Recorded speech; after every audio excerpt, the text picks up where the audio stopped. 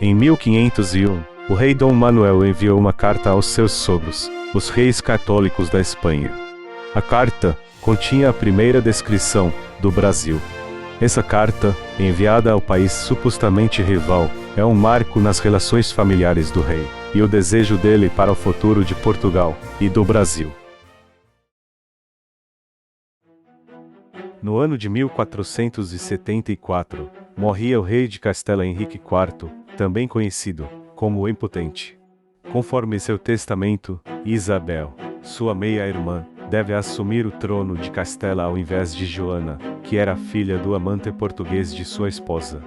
A disputa pelo poder envolverá o reino de Castela e o reino de Portugal na Guerra da Sucessão e será fundamental na vida do futuro rei de Portugal, Dom Manuel, durante o descobrimento do Brasil. Isabel, que será lembrada como a católica, encontra uma rival na luta pelo trono de Castela, a filha do amante de sua cunhada, Joana, a Beltraneja. Nessa época, Portugal era governada por Afonso V, que casa-se com Joana. Seu casamento tinha como objetivo gerar um herdeiro, que unisse o trono de Portugal e Castela. Isabel a Católica e Fernando de Aragão conseguem derrotar os portugueses e firmam o Tratado de Alcaçovas. Fica estabelecido pelo tratado que a filha dos reis católicos de Espanha deveria casar-se com o herdeiro do trono português, o príncipe Afonso. Além de garantir a Ilha da Madeira e Açores para Portugal, em troca das Ilhas Canárias para a Espanha, sendo que a Espanha não teria direito de navegação abaixo das ilhas de Cabo Verde. Esse tratado será violado várias vezes, dando origem ao Segundo Tratado de Tordesilhas.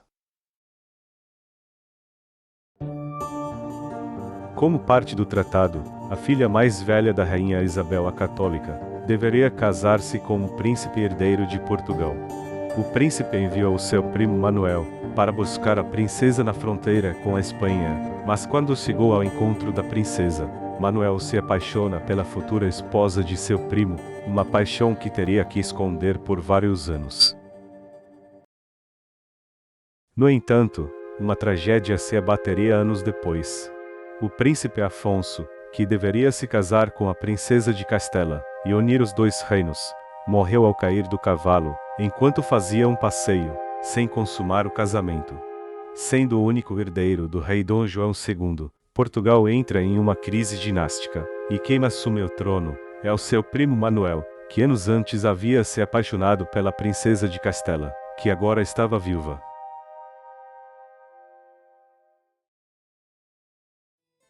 Ao assumir o trono, Manuel ordena a retomada das navegações portuguesas, que haviam sido pausadas pelo rei Dom João, e pede em casamento a mão da princesa de Castela, Isabel de Aragão. A princesa recusa, mas depois aceita, com a condição que o rei português expulse todos os judeus de Portugal, o que ele faz com algumas ressalvas.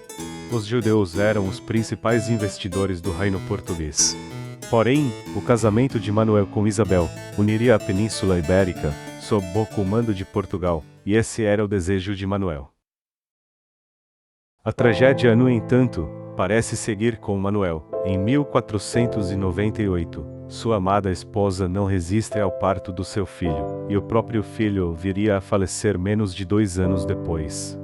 Manuel, então, decide casar com a irmã de sua falecida esposa, ainda com a esperança de ter um herdeiro que unisse Portugal e Castela.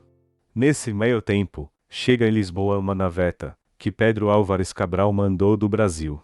A bordo da naveta, além de um indígena, papagaios e araras, havia também uma carta, escrita por Pero Vaz de Caminha, descrevendo as terras do Brasil.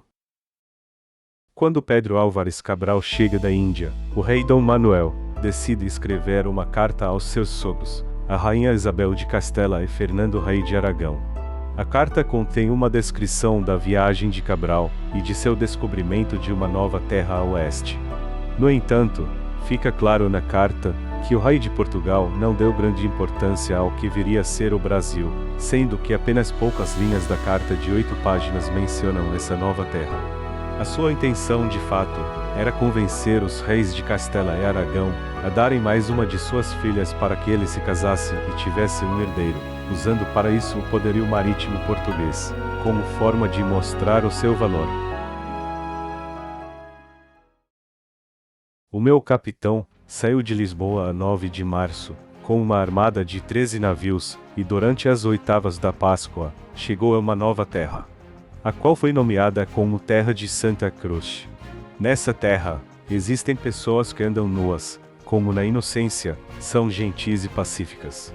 Parecia que Nosso Senhor, milagrosamente, quisesse que achássemos esse lugar, pois é muitíssimo conveniente para a escala dos navios que partem para a Índia, já que ali podem trocar a água e fazer reparos. No entanto, ele não ficou ali muito tempo, já que uma longa viagem o aguardava para a Índia. Ele apenas me enviou um navio com a descrição dessa terra, e em seguida partiu em direção ao Cabo da Boa Esperança. O restante da carta contém uma longa descrição de todas as peripécias que Cabral passou na Índia, deixando claro que Dom Manuel não estava tão interessado no Brasil, mas sim no Oriente. Assim, conseguiu convencer os reis de Castela e Aragão que era digno da mão de mais uma de suas filhas.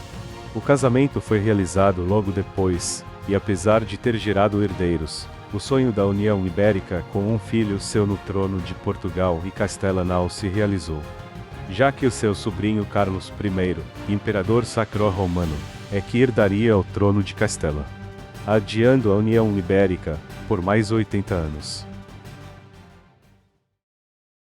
Para saber mais sobre a história do Brasil, inscreva-se e deixe seu like.